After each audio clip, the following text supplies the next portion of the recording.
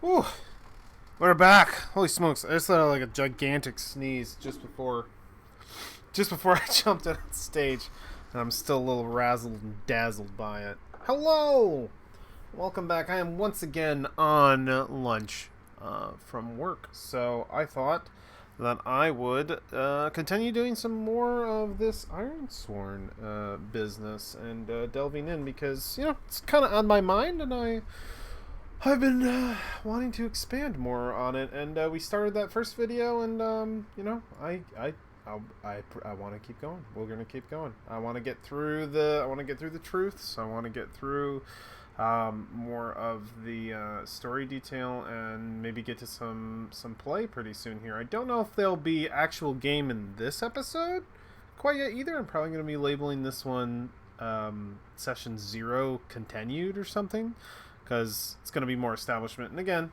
I don't have too much time to bust through, but this is a moment to be able to, so might as well. Before we get started into the remaining truths, the gods, any other details we might want to go through, possibly establishing a relationship chart from what I know before we begin. We'll see if we even get there. Before we get into any of that, I want to discuss a few things about this campaign that I think are important.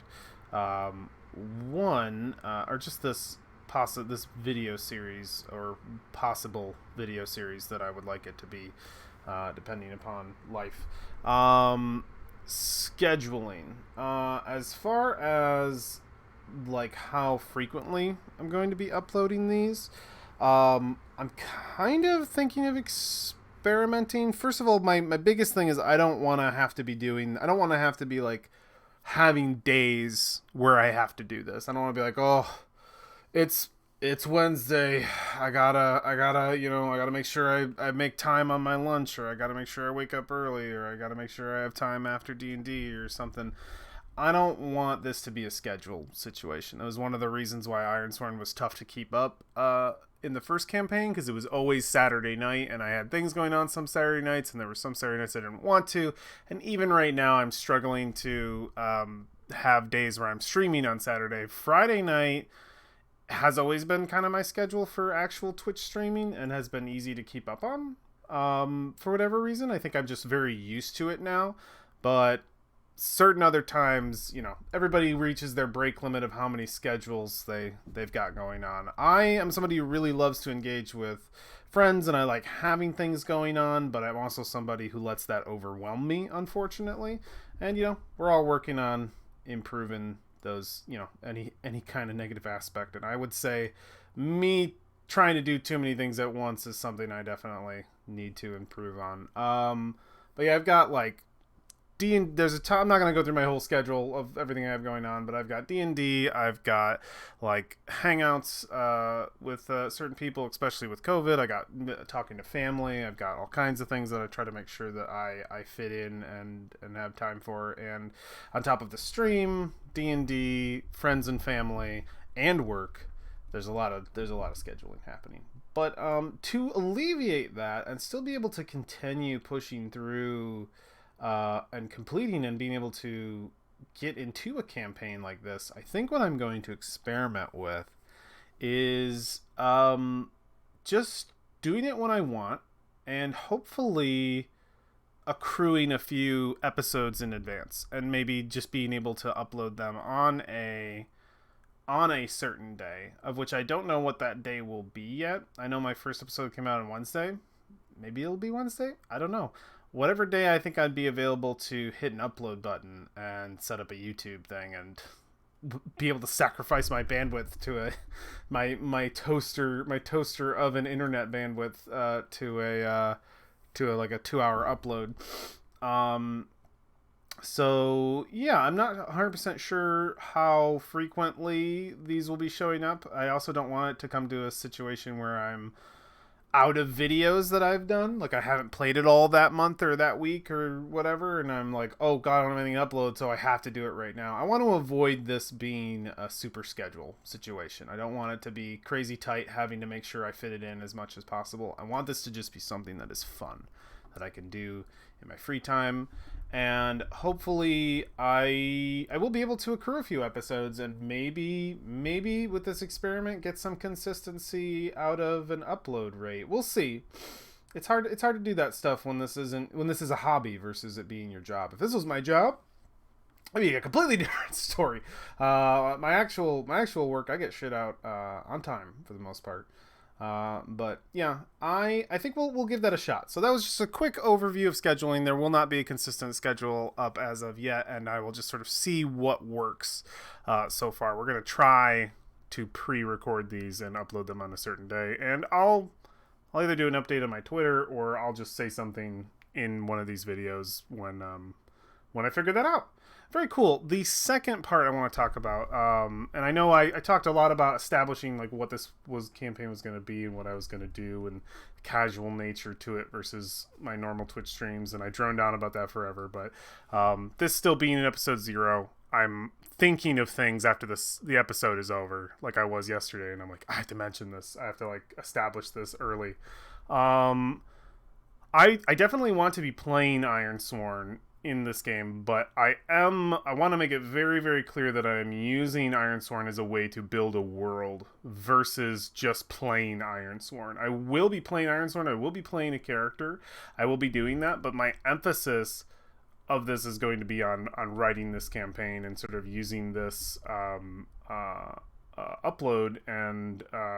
rate and having the videos and the recordings. It's just sort of a way to make it a little more fun to be able to do for me, because I enjoy doing this stuff in a platform versus doing it alone, and also just sort of a motivator possibly to do it. But I want to make it clear that there may be entire episodes or multiple episodes where I'm doing more writing for the campaign, more expanding on the universe, more just sitting here writing and thinking of ideas versus playing. And I'm sure there will be episodes where I just play.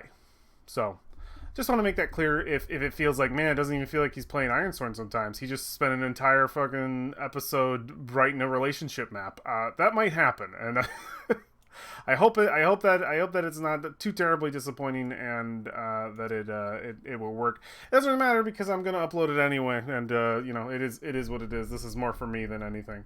But I hope that it can still be something enjoyable, and also easily enough. I would hope to skip through anything that's like, all right, he's writing a novel. I'm just gonna hit the timeline button a few times until I see him rolling dice. There he is rolling dice. Okay, there we go. And that works just as good. But yeah, I'm going to be going at my own pace, just sort of to reinforce the casual conversation about how this is going to be more chilled, more laid back, in that there will probably be a lot of writing and a lot of me taking my time writing. Because back when I played Ironsworn on the stream, I was very quick, very fast. I didn't want to spend forever writing. And I was very quick to just like, I just have to come up with a decision right now because I can't get stuck on this for an hour and a half. Which I probably still did, but it was stressful, and I just don't want it to be stressful. So it'll just be me taking time, pausing, writing something, and going into the detail of that. However boring that might be, I'm gonna do it. It's gonna be great. All right, cool.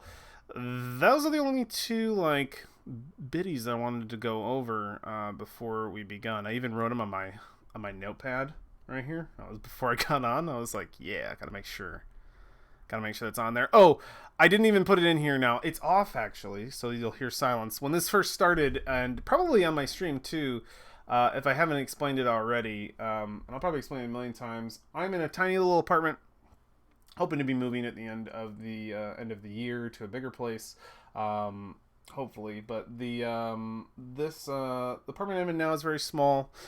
It is winter where I am. It is cold.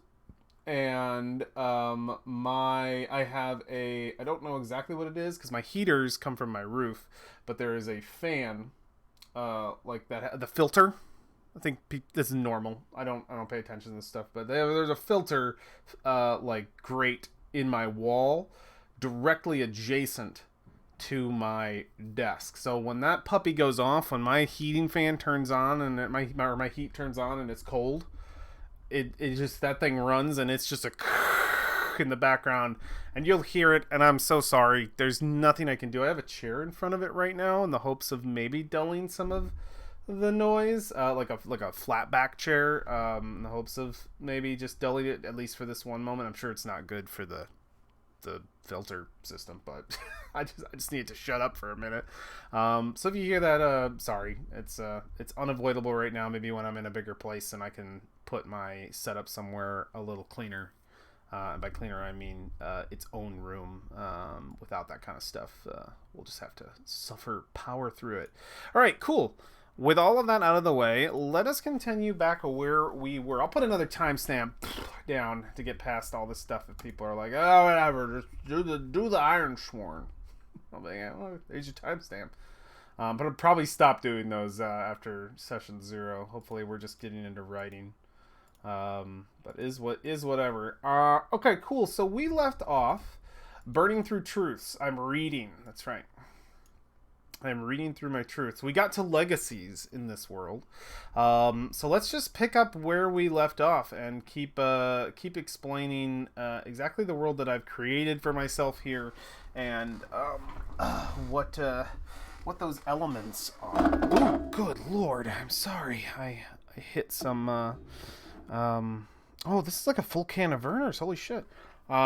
I'm pretty bad about putting my my dishes away every day. Sometimes I will eat or drink something and my dish hangs out on my desk. I'm kind of a slob, but you know, it's whatever. Okay, let's dig back into it. Communities. A land divided. Most cling to the safety of the citadels. Others brave the wilds. I hate how this comes down like that. I'm actually going to fix that right now, because it drives me crazy. I think it's because this is being identified as a header when it needs to just be normal. Watch this fix. Yep, it wraps properly. Such a small thing, but drives me crazy. Let me actually see if I can't increase this for my old man eyes and for the stream. See if that's possible. Does it? Oh god, it makes it go so far. Alright, whatever, that's fine. Communities. A land divided. Most cling to the safety of the citadels. Others brave the wilds. Within each citadel thrives a vast population of immortal kind. They range anywhere from hundreds to thousands. Not hundreds of thousands. And they range anywhere from hundreds to thousands. And each acts as government and country unto itself.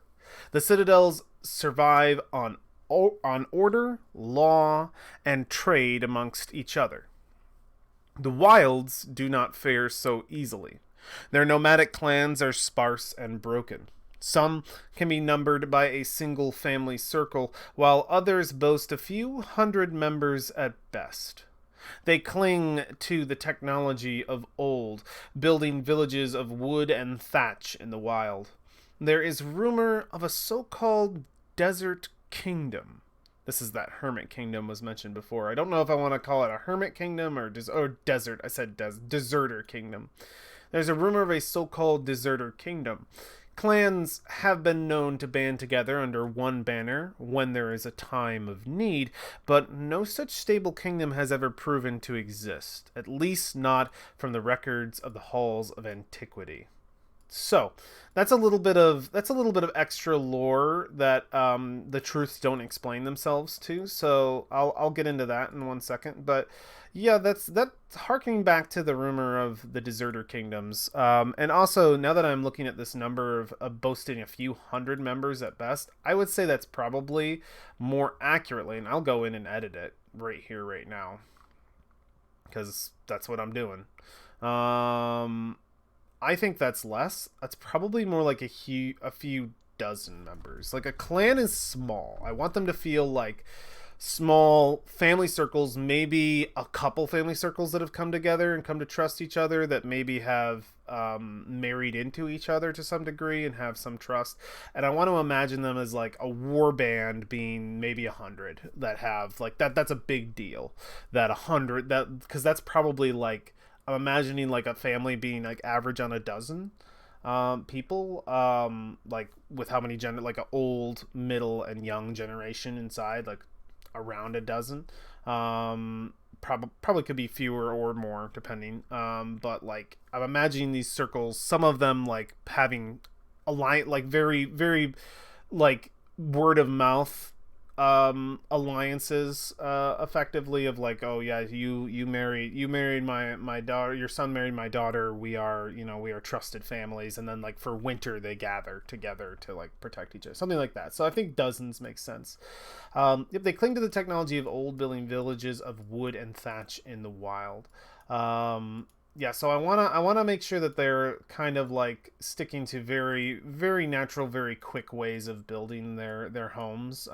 It's nothing permanent. They will not use stone. Not that they can't use stone, because they probably have tools of stone and stuff. Things that are going to be made of stone are going to be with a deserter clan, and they're definitely not going to call themselves deserters, by the way.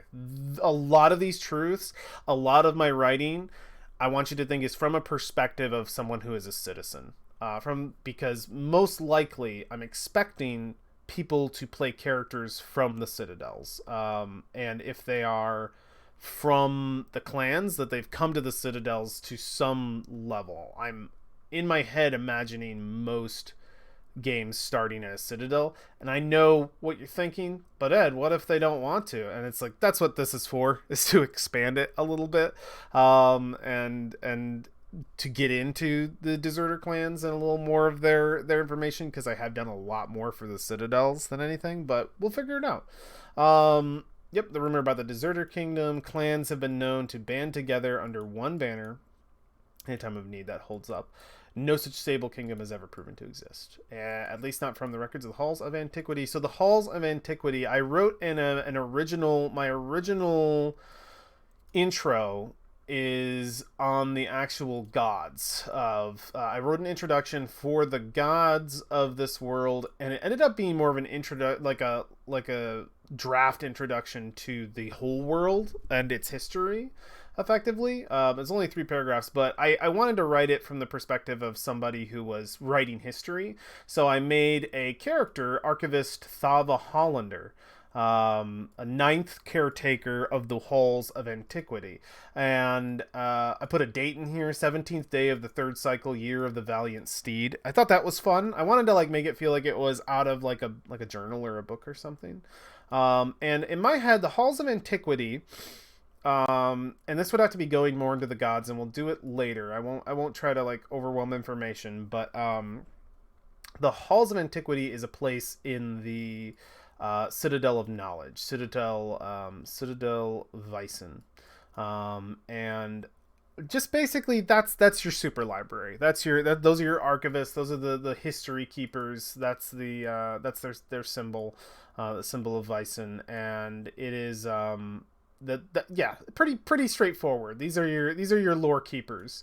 And so if you hear the Halls of Antiquity in any of these other truths, that is the biggest library in the surviving world of the enclosure, and is located, of course, at the Lord of Knowledge's the Lord of Knowledge. Their citadel holds these institutions. All right, cool. So again, you'll hear stuff like that. This is from the perspective of someone living in the citadels. So we'll hit save. All right, leaders. Oh, and another thing, because I just love to explain and over-explain things. But you will notice that, contrast to the truths of Ironsworn, the core game, the truths of the core Ironsworn game tend to be very much like a broad statement about everything. I'm kind of dealing with 2 worlds here in this campaign setting: the world of the citadels and the world of the wilds. So I kind of have to write a truth for both when it comes to these very like direct questions, like communities, leaders, defense, mysticism, religion. All of that is specific to a community, not an entire. I think the core Ironsworn game assumes the entire Ironsworn community is effectively one people. We're dealing with 2 people who were once one, kind of thing. So I feel like it's worth detailing. So you basically get 2 truths for every one, which is why I have so much written here. But yeah, with that note, let's keep going. Leaders. Each citadel looks to a steward, who is elected by a council formed from the other 5. The people of the wild are free. Respect is given to a family or hero when such leadership is needed. When it comes to government, the contrast between the citadels and the clans of the wild is as stark as the difference between law and chaos. In the structured communities of the citadels, laws are passed down and upheld by a steward. A steward is elected by a council of 5 chosen advisors, each supplied by the current stewards of the other 5 citadels. The positions of council and steward are held for life. The elect is always judged on the representation of the lord whose banner they plan to uphold. In doing so, they must personify each of their lord's fabled tenets to their very core. We'll get into the Lord's tenets later. I actually have written tenets for the 4 that I have done details on, so we'll get into what those tenets are later. A series of trials are then issued by the Waking Council, and in the end, a new steward is chosen. So the Waking Council is just a very subtle concept, and I know it's probably confusing to read here. I tend to think of ideas as I write them, and they don't always explain themselves very well, but there will be a waking and resting council. In my head, a waking council is one that is trying to elect a new steward, and a resting council is one that is still around, but is no longer, it's just advising a current steward. So they're either awake, which is they're trying to find a new steward, they're trying to elect a new steward, or they're resting, they're asleep, and the new steward already exists and they're just advising them and taking the position of the council. But yes, a series of trials are then issued by the Waking Council, or by a Waking Council, and in the end, a new steward is chosen. When the old steward dies, this process begins anew. Anyone can become a steward so long as they bear the fabled traits and are able to pass the trials. The rule of a steward is considered in most cases to be absolute, but a series of checks and balances keeps the then resting council involved in all major decisions made on behalf of the peoples living with the enclosure. So I do mention the resting council in there. I don't know how that reads that well or if it makes a lot of sense. Hopefully somebody reading it without me explaining would know. Who knows? We're fine. We'll keep going. With a representative of each lord taking an office in each citadel, peace between them is almost guaranteed. So this is kind of a long-winded way to explain that there is effectively 5 leaders to each citadel. One of them is they each represent one of the, so there's 6. There's 6 leaders to every citadel, one representing each lord. But of course, the leader whose lord is of that citadel is the steward, is the best one. So you can imagine each of these things are ruled effectively by a council of 6, with one of them, if you're in Citadel Lystung, the person who is representing that lord in that citadel is the steward. So a more complex way, probably overly complicated way of explaining that you basically have a council of 6 in every one of the 6 citadels. One person's just above the others. All right. Continuing. The wilderness is a place of nomadic people, free to live, but also free to die. Many set off alone. Many do not survive. Most keep to their close family circles, only gathering to form a larger stationary community out of a seasonal necessity. These temporary winter alliances often do not last the first melt of spring. During times when a leader is needed, in war, raiding, or a treacherous migration, a respected family or folk hero is looked to as a guide. After the task is completed, they return to their own path. Nothing lasts forever. So, in contrast, we have a very complicated system of law and government versus something with the wildlings, or the deserters, or whatever you want to call them in the situation, the nomadic clan people. They're very straightforward, very simple. I would almost, my biggest fear, and this is probably going to be the case, is if people play in this world with me, if I get people to GM, or if they co-play, they're probably going to more often want to lean into this this secondary faction that I've made, because my first thought, and the thing I think about a lot when writing this world, is the Citadels, is the people of the Citadels, and sort of how their government works and how the road works and how their thing happens. And I want to use this campaign to build on more of the deserters, but still from, at least from my personal feelings, I want to build on them from the perspective of a person who is from the Citadels, which was what my current character is, because I want to see what that looks like, and then I probably want to make a character who is not from the Citadel. I do want to get that opposite perspective to be able to grow it, but I want to see more about it, and I have a feeling that people who play are immediately going to be like, listen, I don't want fucking anything to do with these god these fucking Citadels. Get me out of here. I'll just take me to the place where people are clansmen, because this also super fits the Ironsworn core. These nomadic people are very much closer to what is normal to Ironsworn. They basically are inspired by Ironlanders. They're nomadic, which Ironlanders aren't technically, so they're a little bit different. They're like Ironlanders who follow giants, and oh, don't you worry, giants are involved in this in these guys. I'm kind of building these truths on each other. You'll notice that they go more into the temporary winter alliances that do not often last the first melt of spring. We kind of talked about that before in communities. You'll see these truths kind of build on top of each other, adding more detail to things that aren't very well detailed. But yeah, so that's just that's leaders. That's going into those two forms of basically what government is in this campaign. All right, cool. Let us keep going as I explain more concepts that are probably too complicated, but hey, it's my world. I want it to be complicated. Okay.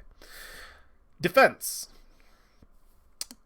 The citadels are protected by their high walls and an armed force known as the Lord's Crusade. The people of the wilds avoid danger, never lingering longer than they are welcome, but warbands will form when their way of life is threatened. The citadels were formed by the divine hands of the Six Lords, with the intent to protect. Even with the abyss of the waste on one side and the chaos of the wilderness on the other, nothing has proven able to penetrate their towering stone walls. The stewards also wield the only standing army known to the enclosure, the Lord's Crusade. Formed by both volunteers and conscripted soldiers, they enforce the laws laid down by the stewards. Every 10 years, when the time for campaign has come, war prisoners and criminals are added to their ranks. A last gesture of mercy in a chance to redeem themselves on the ashen plains of the waste. Though the campaigns cause their numbers to wax and wane, the Lord's Crusade is always formidable and always looking for new recruits. So that kind of goes into the details of a thing that would have to be better explained, but I didn't want to get too into in the defense truth, because you can already tell these things are huge. I've already written a shit ton of stuff, and it's like really hard to... I was trying to give a very brief overview, and hopefully some can be assumed. I might have to make its own truth just so people know what it is. So something that's interesting about the societies of the citadels is the Lord's Crusade and the Grand Campaign, which is every 10 years. So the Lord's Crusade is always building its numbers, always adding people to it. They will take anyone, effectively. Downtrodden, people who have nothing left. They often end up taking criminals, war prisoners, who basically, if you're down on your luck, or if you are actually just a soldier looking for glory, the Lord's Crusade is the place to go. And they don't usually end up taking those like desperate or criminal people until like the last year. So what that is over the span of 10 years, they build their numbers. And after that 10 years is concluded, a grand campaign begins. And what a grand campaign is, it is effectively the only hope that the people of the enclosure have of escape. the people of the citadels, rather. It is it is effectively built upon one of the tenets of the Lord of Lystung, and they collect these people. They make a campaign. The campaign tends to consist of older soldiers, and again of criminals, of war criminals, of other people just like ready to go on the grand campaign, ready to take off for that big fight. They send out a massive force from Citadel Lysung into the waste, as big as they're able to gather without crippling the Lord's Crusade as a force of law in the enclosure. So they empty their numbers out into the waste, and they go on a campaign across the war-torn remainder of their world in an attempt to find hope, effectively, to find another land possibly untouched by demons, possibly saved by the lords themselves. Because something I haven't noted yet, and we'll note it when we get into religion, and I actually should make sure to write this down, this is a no contact like God situation. The gods do not come down and give you a high five and see how you're doing. The Lord's Alliance, there's not the Lord's Alliance. God, I'm getting back into Forgotten Realms. The six lords came down, built the enclosure, and left. And that is the only noted time in history that they ever actually appeared. Other than that, it's just been the citadels left over, and that has been their presence, effectively, is these huge stone walls and the roads they use to protect everyone. And that alone has kept up the faith in their religion. So with no guidance from the gods or any of that, there's a lot that has to be interpreted. And this is one of those interpretations, is that the people of the citadels, to have hope of a way out, effectively, of the enclosure, they gather this large force and they send them out into the waste. And it's a two purpose. The first and foremost is to quell the demon hordes, to go out and just kill as many demons as gets in their way, because they will be attracted to their presence and they will come after them. And it's just slay however many you can and get as far as you can. And in doing so, they lower, hopefully, this is just a hope thing, they lower the numbers of the demons so that they will never come to a point where they could challenge the barrier, where they could challenge a way to break through the enclosure.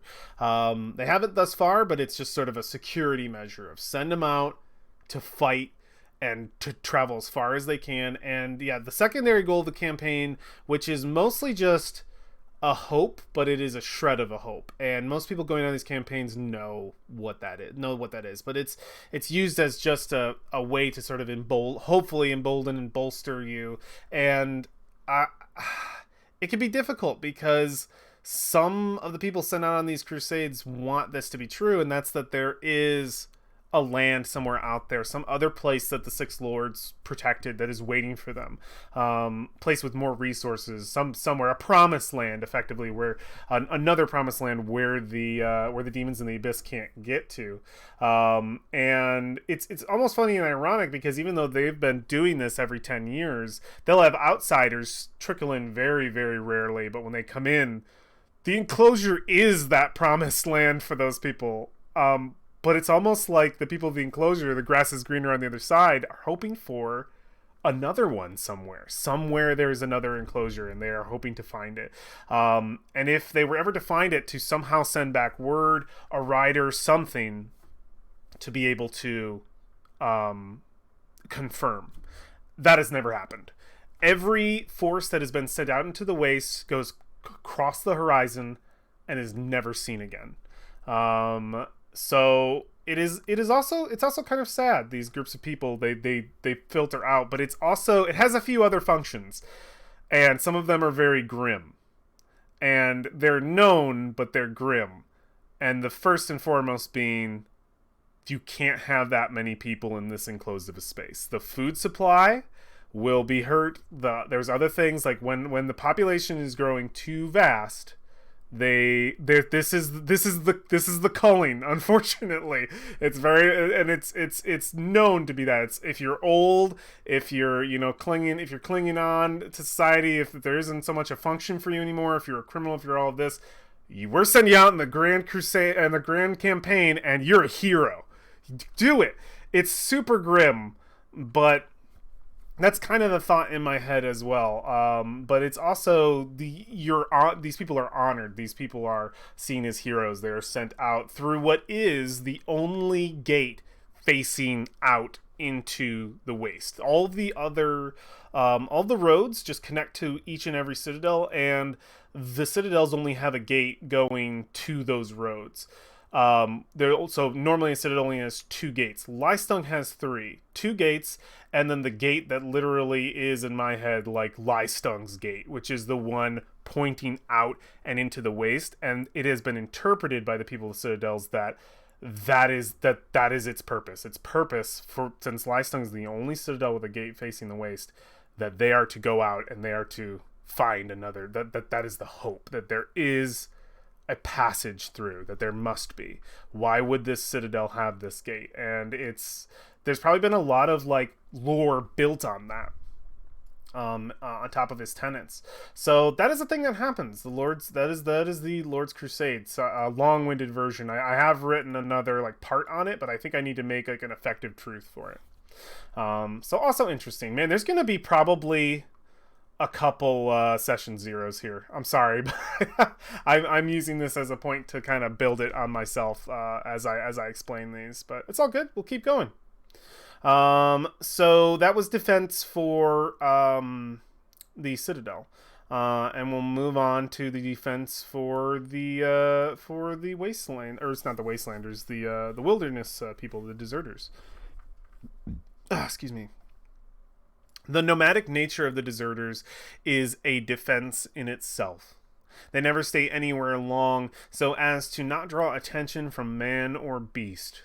They know the lands better than even the most studied scholar of Citadel Wyson, and can outmaneuver any escape,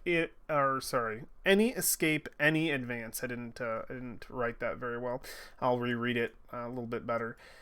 They know the lands better than even the most studied scholar of Citadel Wyson, and can outmaneuver and escape any advance. That's how that's supposed to be read. It is more often that one traveling the wilderness would find only evidence of their passing rather than the people themselves. When times are difficult, a raiding party or warband is formed. Using fast tactics and guerrilla warfare, they can easily overwhelm a larger foe. The Deserter Wars have proven that. So I have no real details on what this is, other than that I did write in my original intro in the that I started with in the lore of World as It Was, World as It Is, that there have been conflicts in the past between deserters and citizens, and it is I think more often raiding. Deserter wars were probably actual wars over territory and resources that could either still be going on or are in the past. I'm not quite sure yet. I've left that kind of up to the game and the story and where it leads. Cool. Moving down to mysticism. Magic destroyed the world. Its practice is shunned in the citadels, punishable by exile.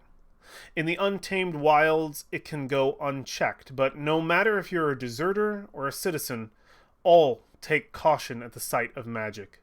Magic brings demons. The fall of civilization was sparked by the first temptation of the arcane. Its misuse garnered the attention of otherworldly forces in the form of the abyss. Through its gates poured an endless host of demons, consuming all they could see. This is reinforcing stuff we already know, but I'm just detailing it in a different way. It makes sense that its practice is now seen as the most severe of crimes. The magically gifted either live lives of secrecy or are eventually discovered. If the, quote, curse of the arcane, unquote, is found at an early age, they are sent to Citadel Wyson, to the halls of understanding. Some never return from that place. Those who do emerge as masters of the art of suppression, cleansing themselves of all arcane inclinations.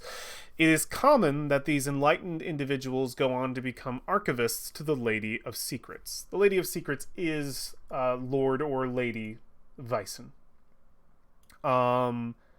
So this is pretty much Dragon Age, very very close. As I wrote it out, I was like, yep, it's Dragon Age, and Dragon Age is a huge influencer. Dragon Age is a mega good game. If you ever played it, it's got books, it's got RPGs, it's sweet. This is very very close, if not exactly, from that, as it would seem. Did I do it on purpose? Did I do it subconsciously? I think more subconsciously, and it just turned out. And I was like, oh yeah. And then halfway, the minute I wrote these two lines, I'm like, wow, I'm going hard Dragon Age. And you make a choice there. Do you try and come up with something new and then reinvent the wheel in that situation, or something more original, or do you stick with it? Honestly, it's like with Ironsworn, I went with my gut. I like exploring that. I loved Dragon Age. I'm cool having this bit in the world that is so similar. I'm proud to have it in. I enjoy it. So I'm leaving it just as it is. I like the idea of, in a world of, and I think it's just common to a world of any kind of like magic isn't good. Magic is seen as bad. That there would be a place. So far I've made two institutions in Citadel Vyson, the Citadel of Knowledge over here, and I haven't made institutions in like any other than in Power, the Lord's Crusade. The What was I getting at? Yeah, it has two of these institutions. One of them is just like a super knowledge place. The other is like a we are suppressing magic place. And where, if your magically gifted child is born and you find it at an early age, send them to us, and we will make sure that they know how to handle that, how to deal with it, and effectively be better. And it's not always so good. In Dragon Age, you definitely represented that those places were places of like suppression. They were like, they weren't good. There wasn't a lot of freedom to it. It's like being sent to a really bad, like early 1800s mental hospital kind of thing, where it's probably not a great situation. And I kind of want to lean on that of it possibly not being good. I don't think the Citadels are, and they're probably being written this way by me, whether I want it or not, that they're questionable. They're very like, I don't know how I feel about the authority of they are the man. They are the authority. And I feel like that's building them to be bad guys in some ways, but I'm hoping to, at the very least, not have them be mustache twirling. I want it to be a community of people and have it be more complicated than that.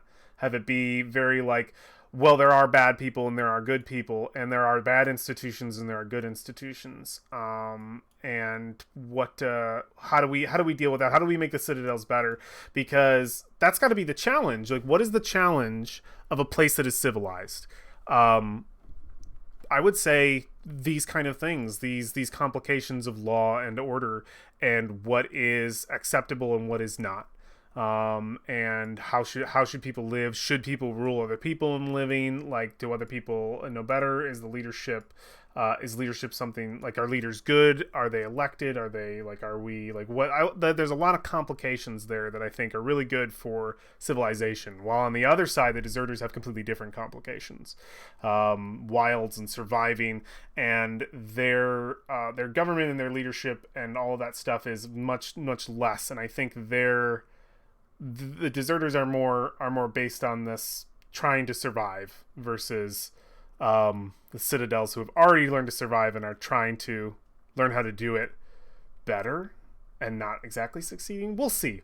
There's some complicated concepts there, but that's effectively mysticism, and what we can get into that. It's not going to be well sought after, well like seen. So you can take a ritual, I'm thinking, but it's going to be complicated. So any players who take a ritual in this game, or if I play a character with a ritual, it is something that has to be concealed almost always. We are going with like the magic bad situation, which could be what people want to do, and I think I'd have to like forewarn them that it is.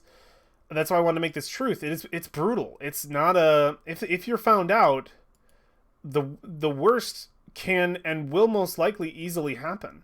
You will be exiled, or most likely exiled, not even executed. You will just be sent into the wastes. Like, you will be like, oh no, goodbye. Like, you don't even get to be a criminal who's imprisoned and become a part of the Lord's Crusade or have any other chance of like redeeming yourself or still surviving. It's very much just like you're going into the wilderness alone, and we're going to effectively mark you for a mage, probably some sort of symbol or something like that, and like be like, you are a mage, you need to leave.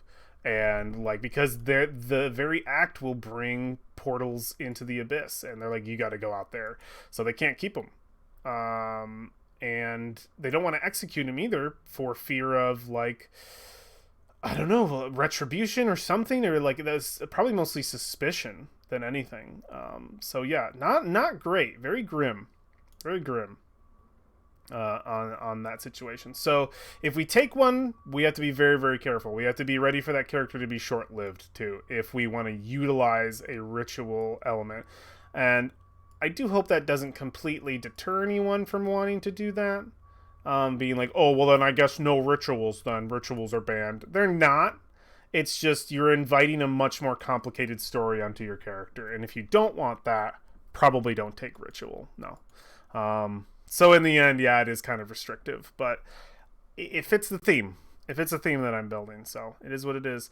I got about 3 minutes. Let's just read through religion, and I'll try not to blab too much about it, though it's probably going to be hard. Let's give it a shot. Religion.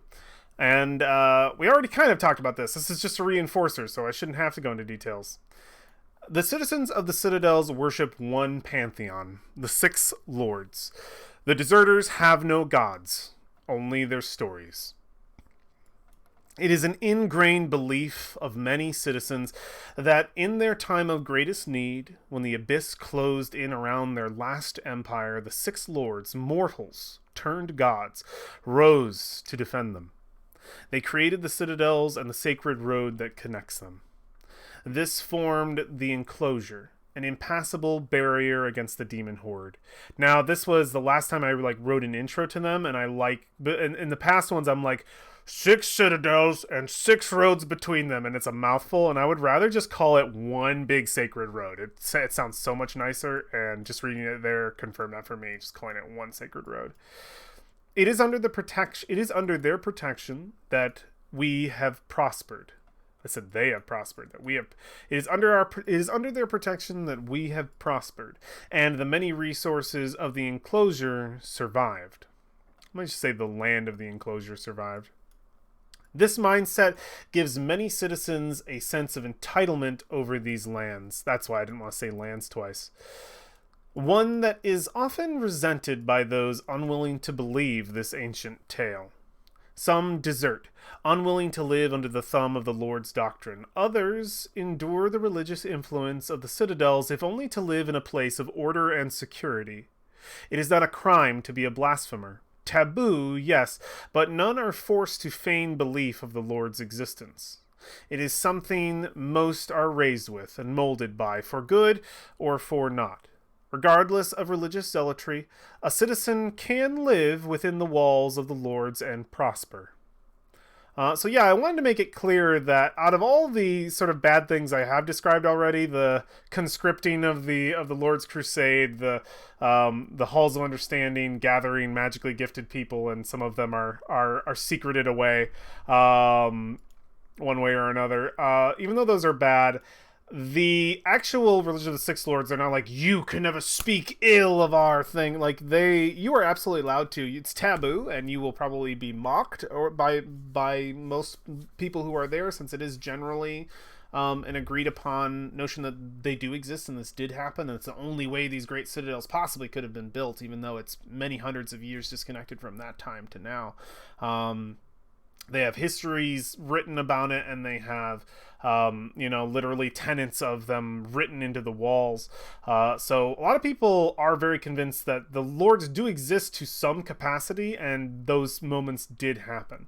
It's 6 o'clock and I'm getting way too into this, so we gotta clear it up. So effectively, not a forceful religion, something that you can. That's why I wanted people to have characters in here who can, talk ill of the Six Lords and not feel like their character can't be in the citadels can't actively work in the citadels as the only like actual cities of this campaign. I didn't want them to feel like, no, I can't go there unless I pretend I think fucking Lystone's the man. Doesn't not the case.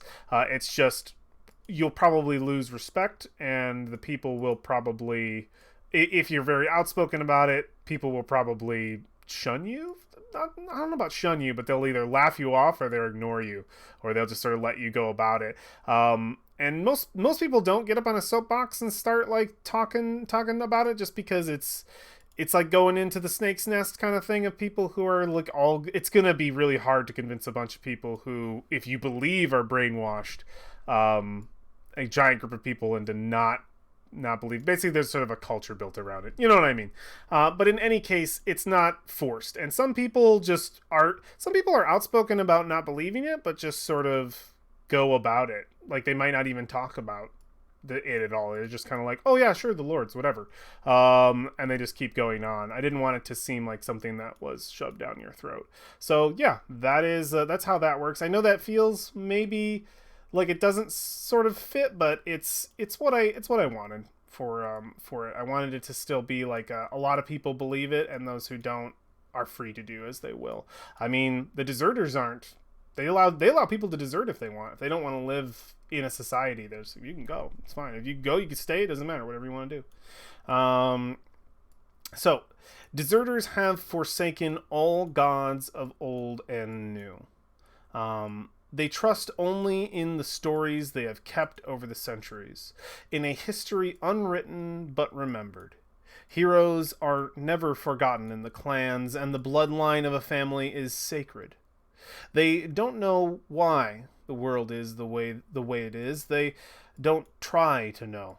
The only thing the clans can do is what they've always done: survive and live free doing it.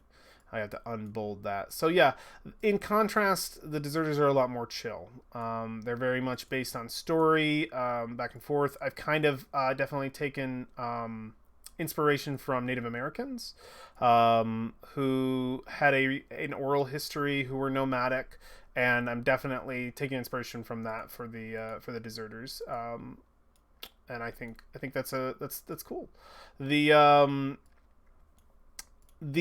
So yeah, again, complicated for Citadels, simpler for the deserters. We'll get more into their stuff later, but I actually like the deserters for it being a lot more straightforward. It fits for me. But yeah, the last thing I'll say about the citizen situation and the sort of thumb of religion is the thing that is definitely what does suck, and the control that does exist with the Six Lords is that to be a steward, you have to exemplify the tenets of the Lord. And though there probably have been stewards and council members who aren't very they don't have a lot of zealotry, they still have made it up to that point. They have to at the very least acknowledge, I think, for them to even have those tenets and be elected. So yeah, it's interesting. And I think I want to make at least one of the stewards be somebody who's like really not about pushing the religion. Maybe not even, could even be somebody who doesn't believe that it's true, who believes that it was something else, that maybe the citadels were built by man, maybe the citadels were always here, maybe, who knows, somebody who doesn't really put a great concern. And I would think it would be Judgment, honestly. As a lord based on like justice and law and order, and very much, and it could even be Vysen too, just like overall knowledge and stuff. And like, if there would be a steward who would be not super, like, have a lot of fervor or whatever that word is, for vigor, for like, oh yes, the Six Lords are with us kind of thing. Like they're always thinking about that, and they're very into their religion. It would probably be one of them, maybe even Cunning, who would just kind of not be a focus. They would just be a government official more than anything, and it would be more about the people than anything. So we'll see. I'm interested to see like who the stewards are, what will build on them, and how far that will go. and what religion will look like in this world. Very cool. That's as far as we got, because I'm gonna go into each of these in detail and explain my thoughts, and figure out how it is. So yeah, we will have more than one session 0 as we dig through. I might, even though I get a few of these, I might upload these together, just so that we get a session 0 out of the way, versus holding on to these and uploading them at a slower pace. We'll see how I feel about it, about that. So, and how much I can like do this on the side. But cool, that is that is everything. I got to get back to work. I'm way too late. I'm gonna have to cut into I'm gonna have to work late a little bit to cut into that. All right, that is everything. Thank you so much for hanging out, and hope you enjoyed the first one. Hope you enjoyed this one, and yeah, we'll dig deeper into this world. Hopefully, play in the next couple episodes. We'll get there. We'll get there. All right, take care. Have a good one, and if I don't see you, have a good one. Goodbye.